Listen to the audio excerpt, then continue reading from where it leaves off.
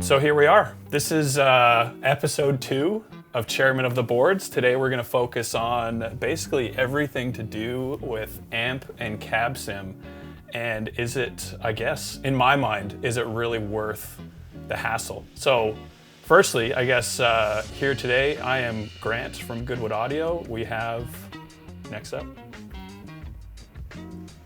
I'm Brian from Omilion Audio. Sorry, I guess I had a delay. Sorry about that. And a voice change. I guess. Should we start that over again? Sorry, I'll go next. Are we good? It's a conversation. Okay, Let's fine. This is Brian from Omilion Audio. And I'm Mason from Vertex Effects.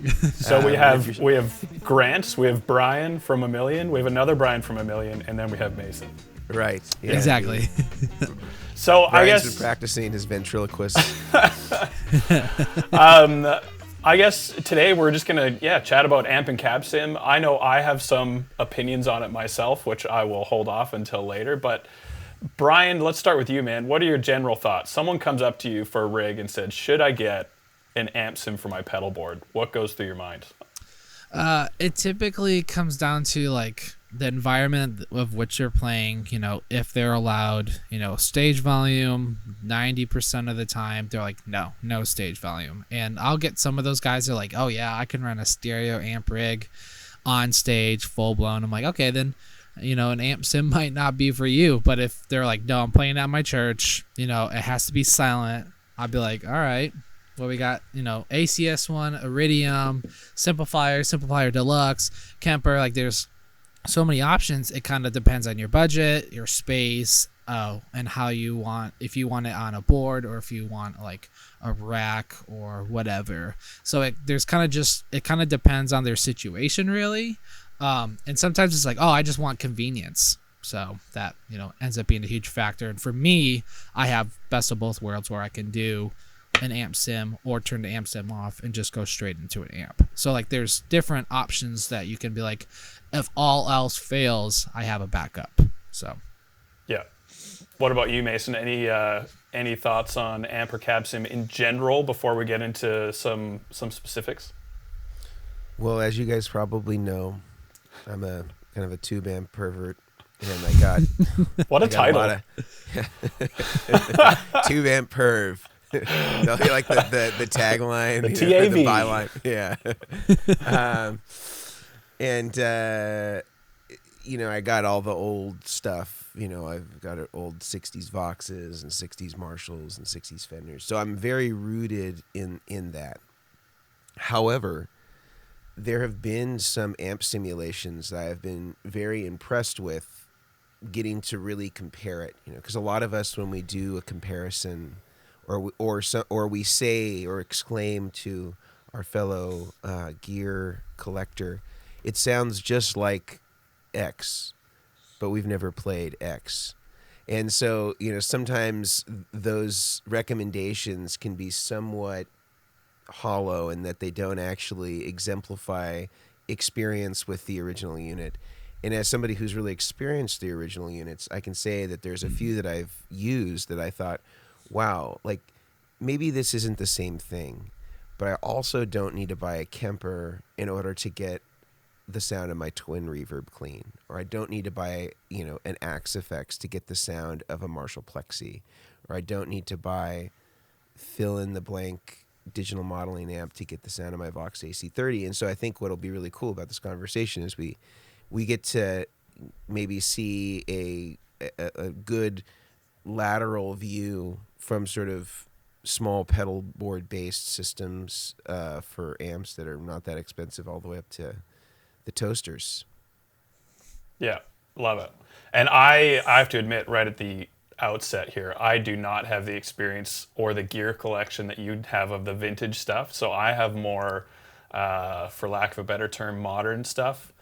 Just picture me in a big room with a Mesa triple rec and a 7-string guitar. I mean, that's my playground, Totally kidding for anyone that doesn't actually know. I have no idea, but Grant's got a lot of use face tattoos. Just Yeah, if, you're, exactly. if you're not watching this, 3-inch spacers in my ears. Yeah, I've got it all, man. But I'm like a 1x12 combo, and like the less controls on the amp, the better. And that's what I absolutely love. And so that's where I guess the bias, if you want to say that, I take into listening to an amp and cab sim. I'm trying to find that sound that I'm comfortable with and the sound I've come to enjoy. But I think the thing I have to remember, and one of the things that people, even myself, I always find myself doing this, I compare an amp and cab sim and how good it sounds, with air quotes, to me sitting in front of my favorite amp having a jam. And I think I'd love to put it out there and get your guys' thoughts on saying that is not a fair comparison, because an amp and cab sim is simulating a mic'd up amp and cab.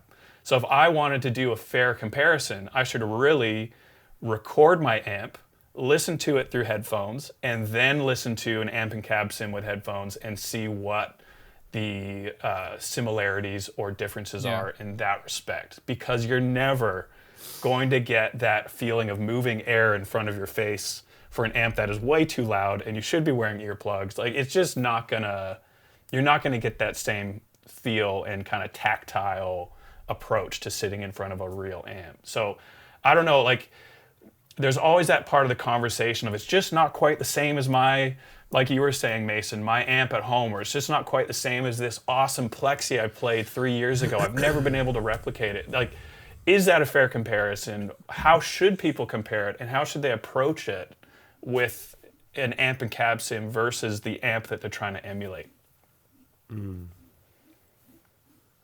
this is a good question. It's a long-winded question, but I'm done. But I know that Brian has an answer. See, approaching, because I've played at some different mega churches in the DFW area where a lot of them have amp rooms and they sound great. They really do. Yep. But someone can be like, man, that AC30 and that Fender Deluxe sounds so great live. What are you doing? And sometimes it's mic'd up open in a room with lots of ventilation, and it's not in a box. When you start putting an amp in the box, or you put, say, like you run like a head into an ISO cabinet, an ISO cabinet even changes the whole sound of it.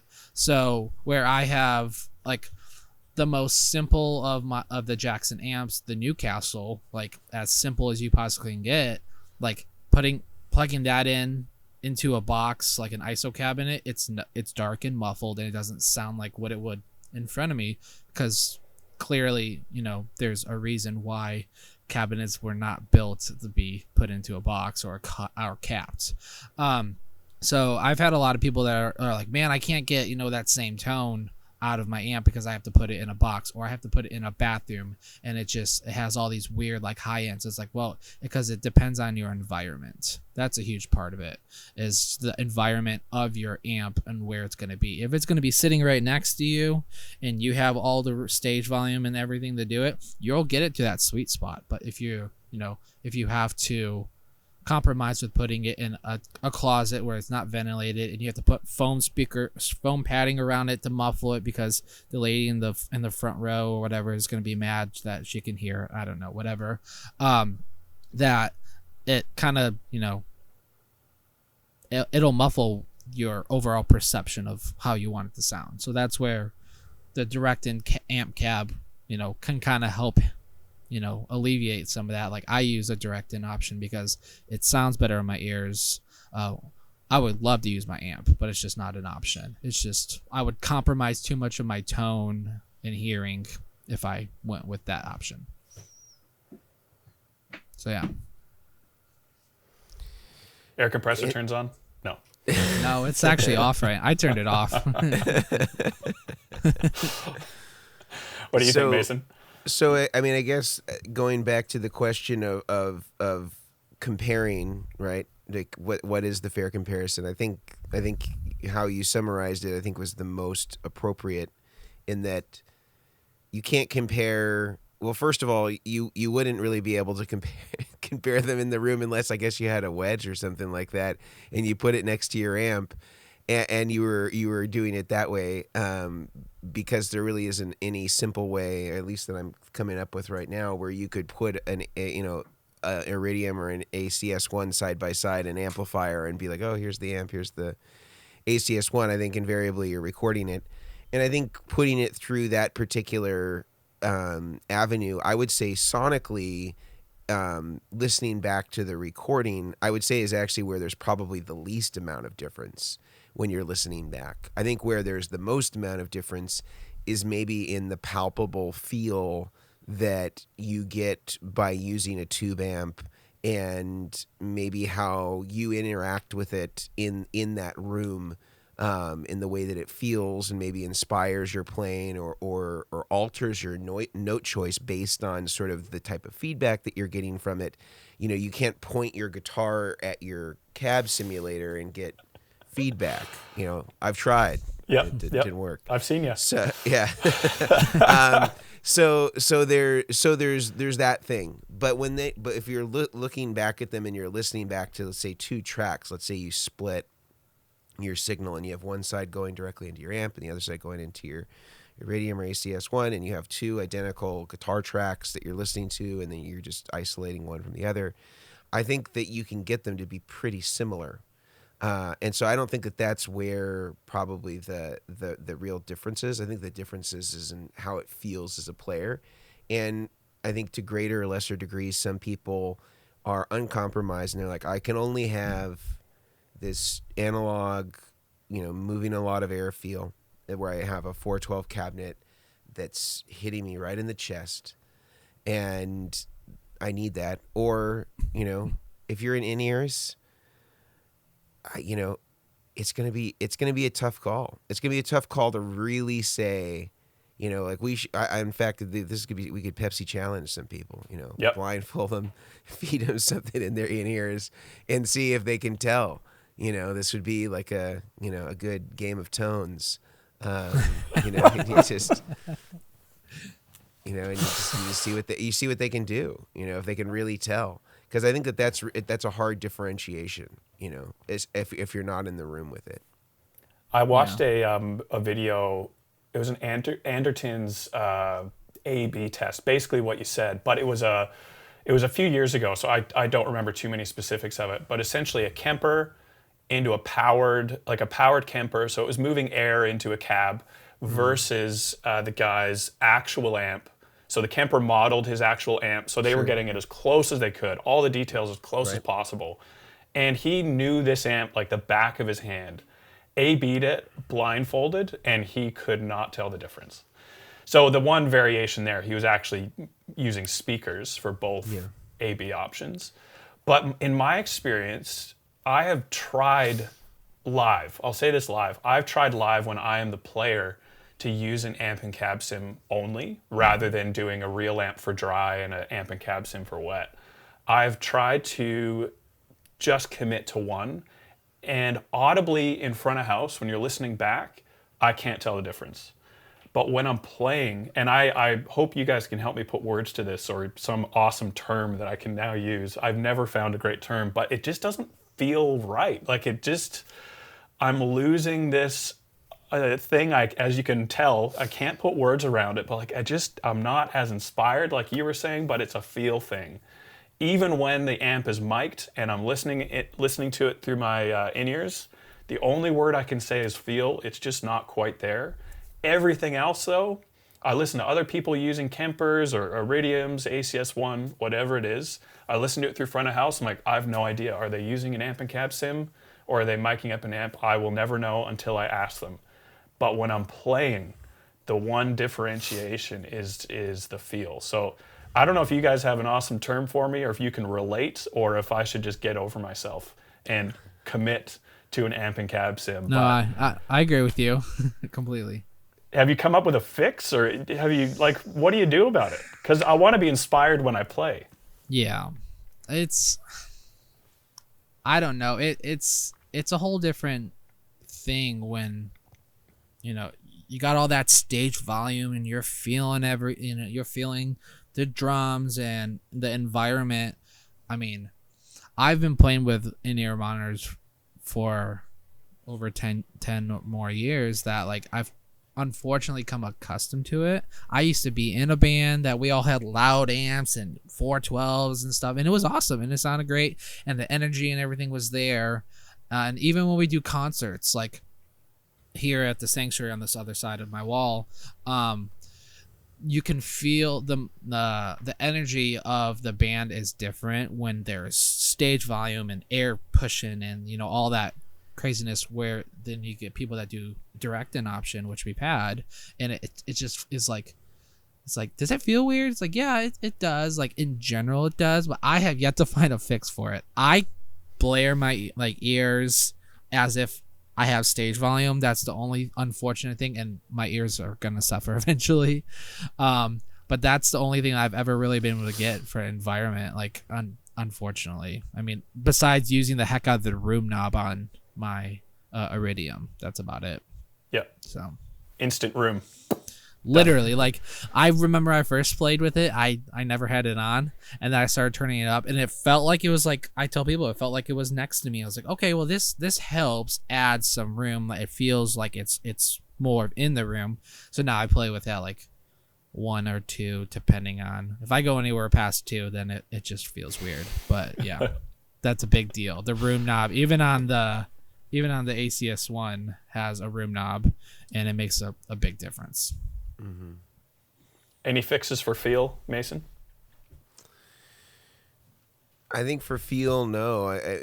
I don't know that I don't think I've ever gotten any of them to maybe feel exactly the same, but I think that may just be precipitated by, cabinets have that feel.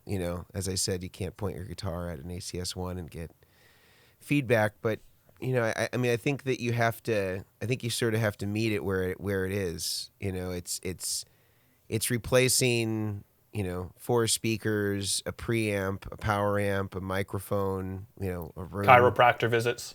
You're right. Yeah, yeah. So it's doing a lot of these things for you, and so I think you have to acknowledge that there's going to be some amount of compromise, and that you're getting.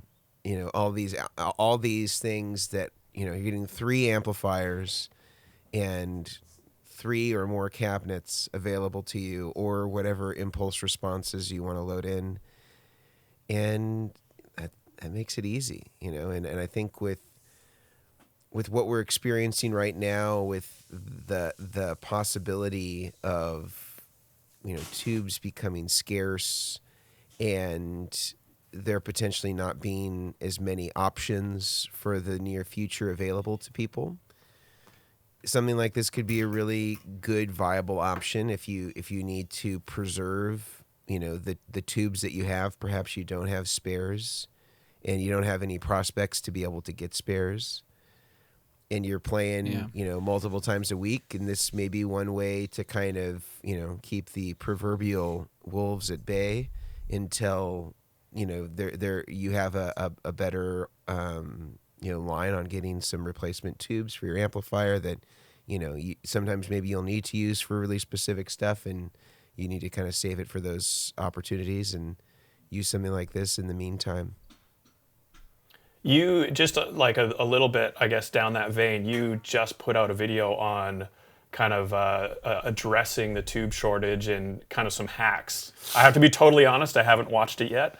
But basically that's what I was gathering. Is there anything you want to kind of summarize in this area if people are going back and forth between amp cab sim versus tubes, and giving them a couple? Yeah, I think I didn't mention any cab sims as an alternate in that I kind of kept it more tube specific, but I think to kind of summarize it for somebody who has no idea what this is really quickly is and by the way, I'm repping my Electro Harmonics beanie here because they issued a statement I think about 2 weeks ago saying that due to the war in Ukraine between Russia, that the exportation of Russian tubes was now going to be something that wasn't going to be able to happen for the rest of the calendar year. And the consequence of that was that people sort of panic bought tubes the same way that people sort of panic bought toilet paper when the pandemic first started. And as a consequence of that, there are the prices of tubes on Reverb and places like that have increased like 400%. So there's a lot of price gouging. There's a lot of people that are attempting to take advantage of the scarcity in tubes, or what was predicted to be the scarcity of tubes. A week later, last Friday, Electro Harmonix issued a secondary statement saying, actually, we think they will be more available than originally thought, and we're going to be able to import them. However, there still aren't any tubes because everybody sort of took everything out of the marketplace because they were concerned about sort of the long-term prospects of what that could mean. And so I offered some insight as to other ways that you might be able to get tubes. And I think one of the things that is probably the most overlooked way that I've been doing for years is that in Craigslist, there's often free church organs that are listed for sale or for free. You just have to move them out of the church because a lot of the churches have moved away from those organs for a decade or two. And often these are replete with 6L6s, EL34s, or sorry, not EL34s, 6L6s, 12AX7s, almost never British tubes because almost all of these are American organs.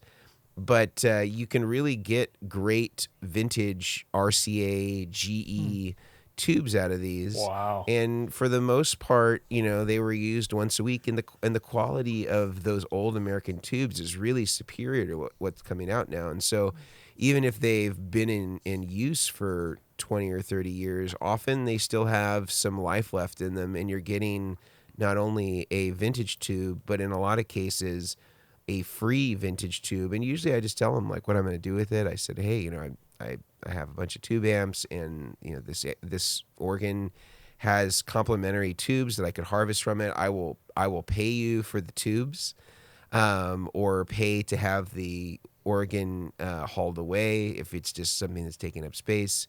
And it's a great way to get vintage tubes. I just take a tube tester, and even if 50% of them work, to get a matched pair of 6L6s or a dozen 12AX7s that are from that generation, that could be $600 to $1,000 just right there. So that's one sort of hack if you if you're so inclined, where you can go and get some nice vintage tubes for little to no money and be able to use those in your amplifiers. And the second hack I talked about was that most of the EL34 tube amps that are vintage, let's say, old Marshalls, stuff like that, those actually didn't come with EL34s originally when they exported them, because the EL34 wasn't really available in America until the later part of the 70s and 80s. And so they would ship them to the U.S. without tubes, and then they would be tubed either with 6L6s or 5881s or 6550s, which are all, kind of in that 6L6 vein. And, sometimes it was a replacement of a screen resistor or sometimes just a bias thing. And you could use those American tubes in a British amplifier. And that's typically how they were, because you couldn't get EL34s here back then. And so a lot of people have forgotten about that maybe you harvest some amps or some tubes from organs, and you can still change out your Marshall tubes, at least in a temporary sense, to work off of 6L6s or 5881s or, several different tube types that are kind of in that American style tube. So if you're harvesting organs, it sounds like, we're talking about like organ donors. Yep. If you're harvesting organs, you have a lot of options where you can actually use those tubes into similar amps. The Voxes are trickier. You don't have many options for EL84s, but EL34s, you definitely have options. 6L6s, 6V6s, you definitely have options for alternates. That's awesome. Yeah. To me, that sounds like a very clever hack, but also a lot of effort. I'm just going to be totally honest, because I'm now thinking, well, now an amp and cab sim actually sounds pretty good. because currently my tubes are great, and and so the amp and cab sim thing in this current scenario, let's say tubes are going to be hard to come by for the next while, amp and cab sim might be a great short-term solution. So, but what are the best ones? Because as I had told you earlier, I probably use one cab sim for every 10 that you guys use.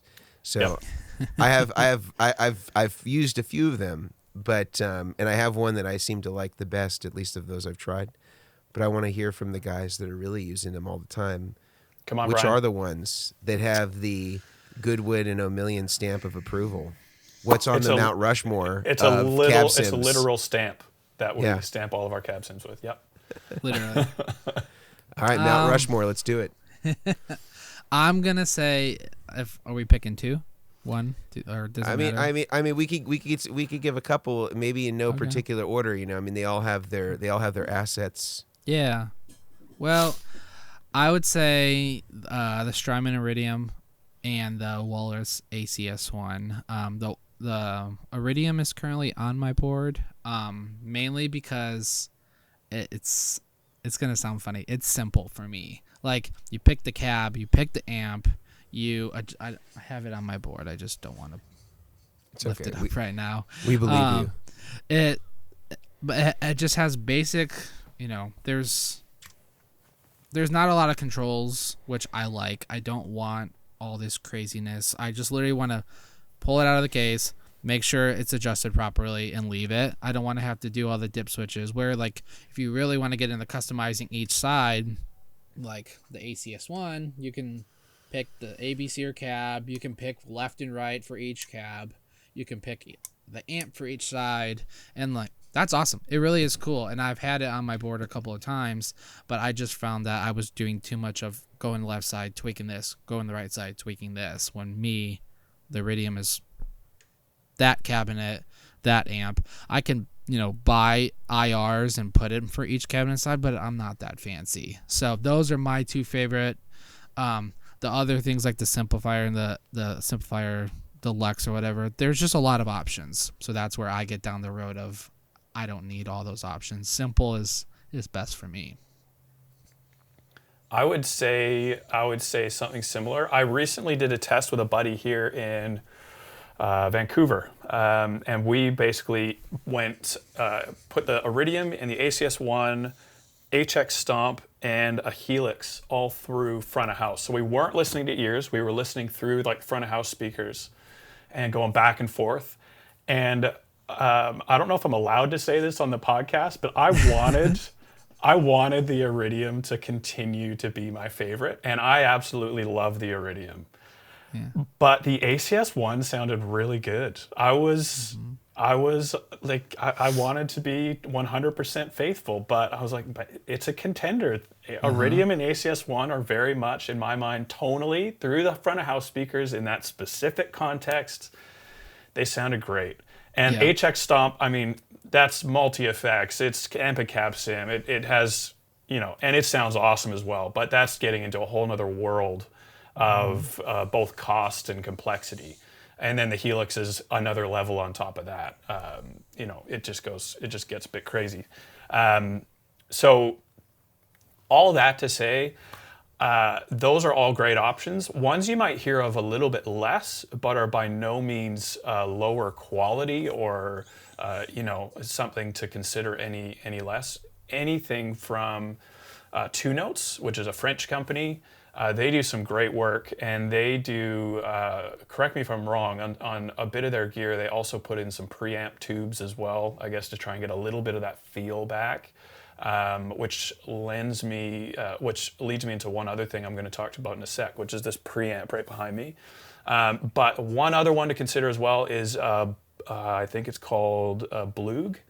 Do you guys know much about that one? The Thomas the Blue guitar. It's a bigger one. It's a much bigger unit. But we did a setup for Chachi years ago, who played for Gang of Youths, and he is a geared nut. Like, every time he does a setup, he brings something in I've never heard of, never seen, but he swears by. Like, he just loves his gear, and that was one of them. And brought it in. Like, man, this thing sounds awesome.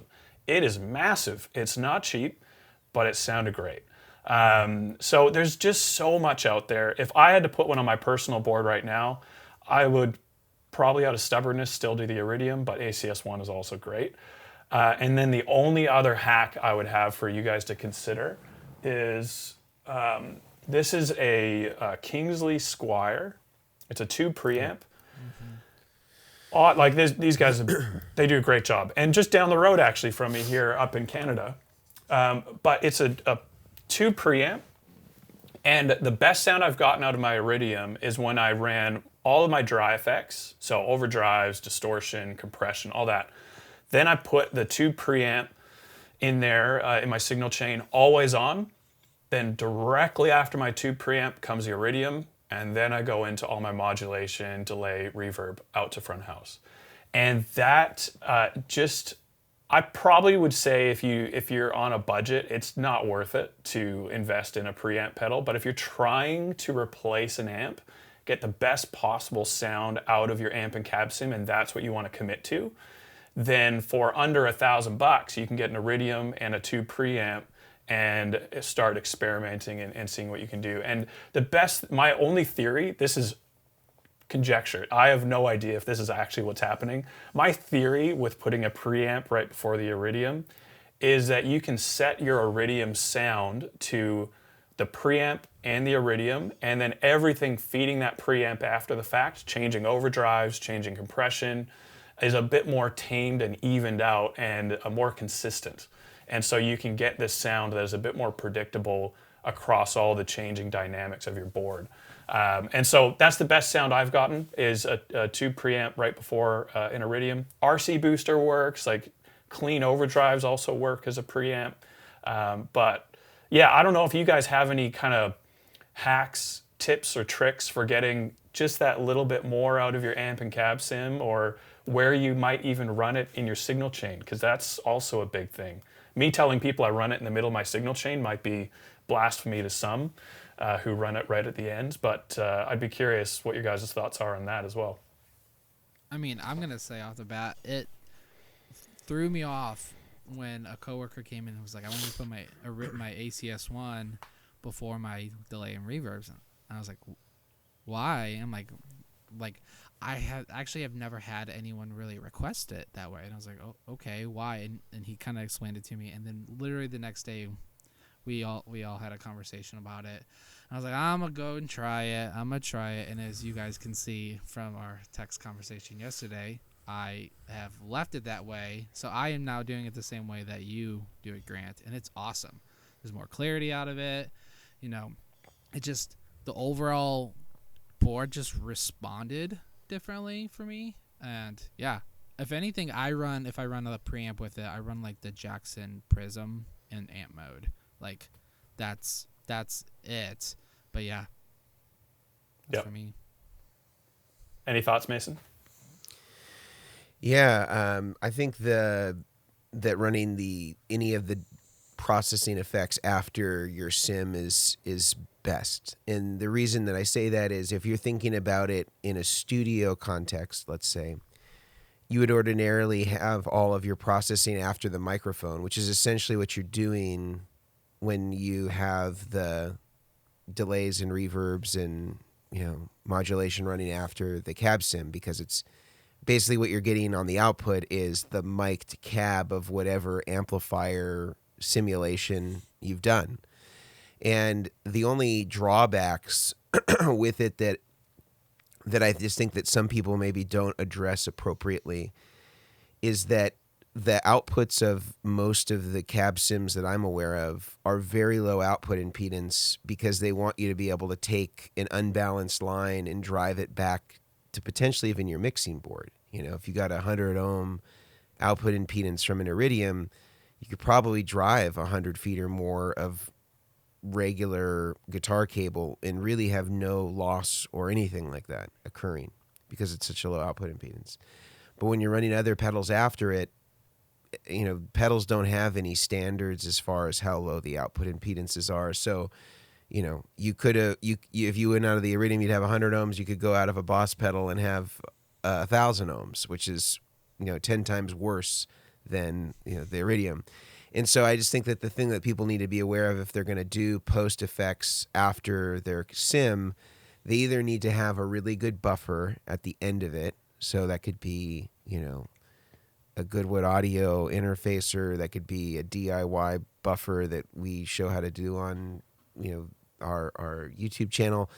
Or that could even be just getting an SGI or a pinstripe or something like that that's basically just going to convert, it to a low impedance or balanced signal from an unbalanced single-ended signal so that it can go, where our boards are, the mixing board is relative to our pedal boards could be wildly different from stage to stage. And so sometimes having something like that, like again, an SGI, pinstripe, whatever it is, this is something that could be valuable if you really need to go a really long distance and it's not something that the buffer is going to be able to cover effectively, or if they just want to have an XLR going into the board and so they don't want that 1/4 inch, unbalanced cable.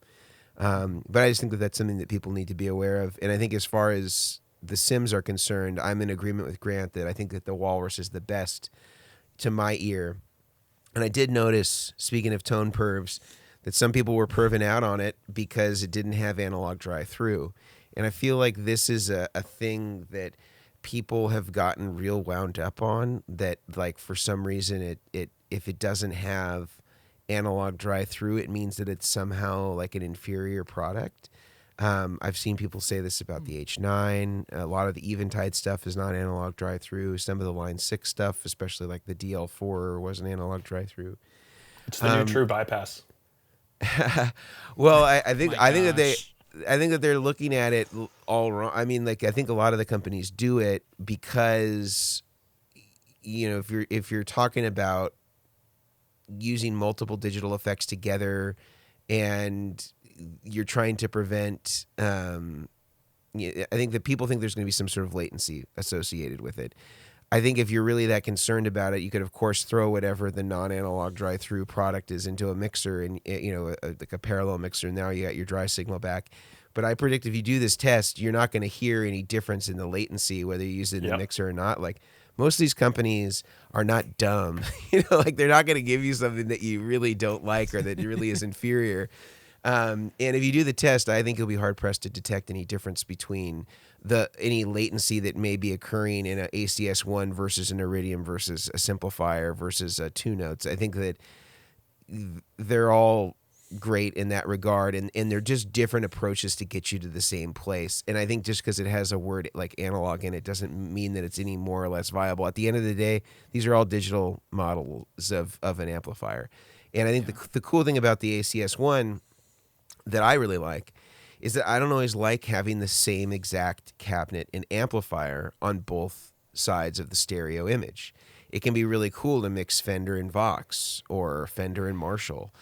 And having the ability to do that is to my knowledge, is only capable on the ACS1, where you can mix your amplifiers and your cabs and have them different on the left and right, which I think is a really cool feature if you want to be able to really sort of mix and match the tones that you're getting. Yeah. I'm gonna say too, I don't hate the Iridium, the ACS one. I do love it. I completely agree with you guys. I don't have time to do all that fine tuning, so I will say the ACS one does have that upper leg of being able to compare, do those two sides, an AC, AC30 and a Fender. Because if I can play an AC30 and a Fender Deluxe live somewhere, heck yeah, I'm gonna do it because it sounds amazing. I can do it on the ACS1 if I have the time to sit down and do it, but because of my normal workload and my home life with the kids and my wife and everything, it just doesn't make sense for me particularly. But I completely agree with you guys. It is an amazing compact tool, and the fact that you can do the USB in and do all the tweaking and firmware updates, I mean, it's insane what they can do. And the MIDI, I think, is easier to access too on it too. The 5-pin over doing the TRS on the Iridium stuff, you get the people, I get it all the time. Oh, can you make me this certain pin configuration for the Iridium? I'm like, man, just go buy a MIDI Box 4 from Disaster Area. Like, you can switch those dip switches on it, and it's done. Where it's 5-pin. You don't have to set the through. Like, all that kind of stuff is already good to go. And the one thing I will say, I know I'm trying to stay true to my Strymon guys, but Iridium, the MIDI port also needs to be isolated as well. So you can't just do, depending on your MIDI configuration, you can't just do a converter cable. It would be better to buy one of Strymon's isolated cables, so you don't get any ground loops in your MIDI chain as well. There is one other downside, I have to say, to running your amp and cab sim in the middle of your chain, which is important to consider, is you immediately lose the use of your headphone out on the amp and cab sim, unless you're happy with just getting your dry effects, which if you've got a great dry section, maybe that's good enough for you. But if you think about it logically, you're going to run guitar into overdrives into Iridium or ACS1, whatever it is, and the amp and cab sim is only going to see what's come before, and then your delays and reverbs modulation gets added on after the fact. So your headphone out will not see delays, reverbs, and modulation. So if that's important, at-home practice, easily plugging in your headphone jack, I would still say either put it in something where you can easily change the order of your signal chain, like a PBC6X or something like that, or just put it at the end, and it might be better for you for it to sound just a little bit, maybe not as clear, or whatever the word is. Or an easy solution too that I've recommended to some people that have brought this up to us before is Rolls, ROLLS, makes headphone amps that are inexpensive. They're very linear, so it's it would very much represent kind of just like listening through the amount of color that a wedge would have. Perfect. You could they also have a mixer that you could do this with, where it's a stereo mixer where you can feed in a left and a right, and you can pan them like you would on a mixing board, and it also has a headphone output. And I think it takes 12 volts. It comes with its own power supply. It's really small, smaller than an ACS1. And you could use that as basically your headphone amp to receive things. And I think that they're like $60 or $80. Perfect. Made in USA, bulletproof, and that's a really good way if you want to sort of represent what the board would look like. If you want to hard pan those left and right signals, you can do that in there. And it actually has 3 inputs too. So if you did have a dry like you have, Brian, you could throw the dry into one channel too. Oh, that's cool. And so, it's like a 3-channel stereo mixer. So it's pretty cool in what it does, and you could get those very inexpensively. The headphone output is very good. So you could also maybe put a MP3 in as well and practice with a song. Is that what you're saying with the 3 channels? You could do that too. I mean, I was just thinking if you had a dry, you could leave that mix control straight up, because usually in a wet, dry, wet, hard pan left and right, dry straight up.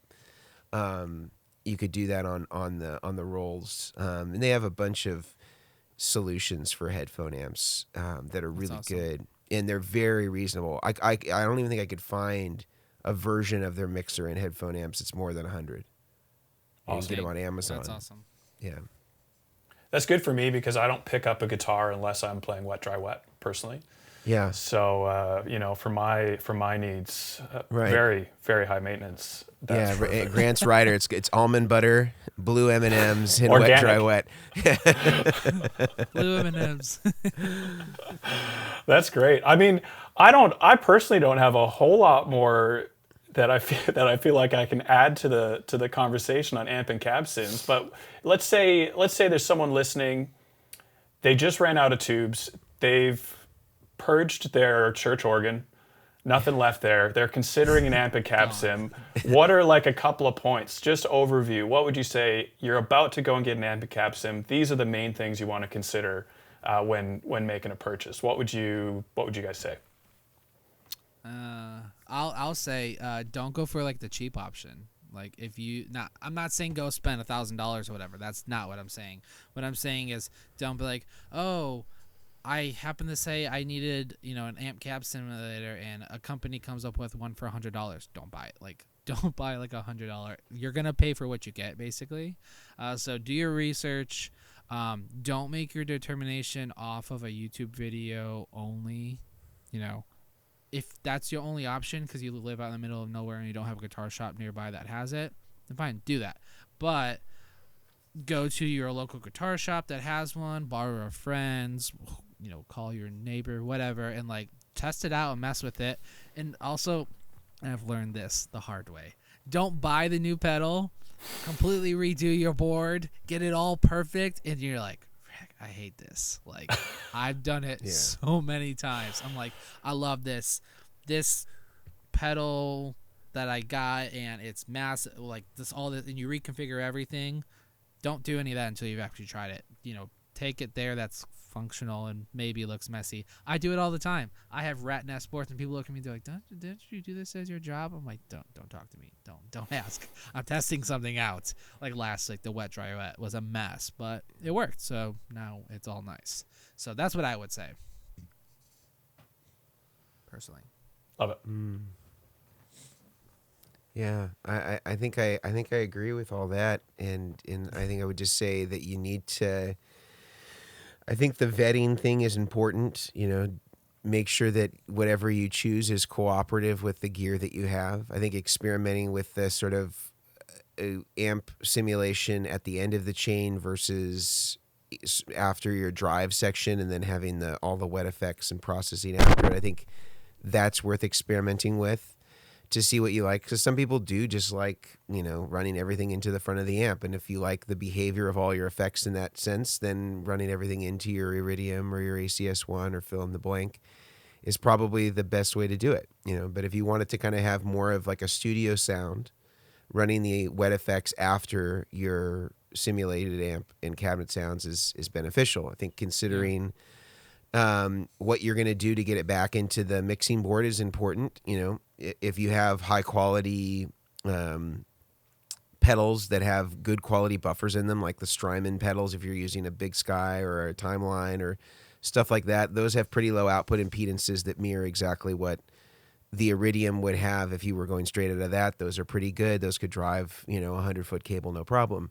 Also might be a consideration to think about getting SGIs, a pinstripe, something of that nature, so that you can convert it to a balanced signal and you can get an XLR feed into the board. So these are just things to consider depending on how far away you are from the connections of the board and if you need to convert it to a balanced signal. I think overarching too, which we didn't really talk about, but I think we got there, is that you don't necessarily need to buy a Kemper or an Axe Effects. I feel like those all have great options in them. But I feel like if you are a person that's used to a pedal board into an amp, this is a way more complementary direction to go, because you can really repurpose everything about your rig as it was going into an amp, pop this into the signal path, and you're exactly where you were. The interface of everything is exactly the same. You've just substituted your Fender amp for this ACS1 or for this Iridium. You don't have to learn the software language of an Axe Effects or of a Kemper and program a foot switch controller for the whole thing. This is like the path of least resistance if you're making that switch. I would definitely agree. I think personally, if I was going to play my last gig tomorrow, I would be picking up an amp, a real amp, a tube amp with tubes that work. But for now, exactly. But having an amp and cab sim as something that is kind of like I was saying earlier, something that's like a tool in your arsenal and something that's available to you, man, they are convenient and they can make a grab and go board so easy. If you do fly dates, if you don't want to play that much, or if you're just playing once a week and you don't have much room in your car, or you got kids, like what Brian was saying, and car seats, and you got to choose child or amp, pause for a second and just make the right choice. But yeah, I think for me, I think the biggest thing I would say, if you're looking at getting an amp and cab sim, kind of mirroring what Brian said, is not all of them are created equal. I have played a lot of them, of which I will not name, and I plug them in and they do not sound good. There's a reason why people keep talking about the Iridium versus the ACS1. Like, they're both awesome products, and there's a bunch of other awesome products out there as well that we've mentioned today. But there are some out there that, to save $100 versus being a little bit more inspired, or just it sounds a little bit more like what you're going for every single time you play, it's probably worth it to save up a little bit more and get the one that you'll love, rather than a quick fix. So that's all I would say is, again, try it out first if you can, like what Brian said. Test it out in your signal chain in multiple spots. Don't rush it. Don't just chuck it down and hope for the best. Take your time with it, and I think you'll be a lot more pleased with the results after you've done that. So yeah, I mean, I've already learned a bunch. Even just that headphone amp, Mason, that you mentioned, the rolls, that sounds incredible, and a great fix for one of these problems that I've always, like, losing the headphone jack for some people is not, it's not worth it. So get a headphone amp that's affordable and does a great job, and now maybe you can kind of have the best of both worlds. So yeah, I think the one that I use, if I needed to do that, is called the Roll Stereo Line Mixer. Great. And I think it's $60 on Amazon. It's made in the USA, steel enclosure, built like a tank. It's the best $60 you've ever spent. Awesome. And if it doesn't work out, you can use it as a paperweight. Of which I'm always in need of. Right. So when you're on that picnic, it's your napkins aren't going to fly away. Love it. Love it. So, I mean, I'm sure there's going to be a lot of questions after this, because we've gone in detail, but it's still a broad topic. Mason, you're kind of curating this whole thing. Where should people reach out? Where's the best place to ask a question, get in touch? Well, I think if you're listening to this, you'll have limited options to do that. Less like we have people asking questions in the Apple reviews. Yep, perfect. So I would say that the best place is actually to find it on YouTube, because it'll be on the Vertex Effects channel, under the playlist headline Chairmen of the Boards, and you could find this episode about amp and cab simulations, episode 2, and we'll be able to answer the questions there. We'll all have access to it. I think we all have YouTube channels that have our branded logos on it, so you'll know who's responding. And I think that's probably the best way to have the most interaction. I guess they could also email us, but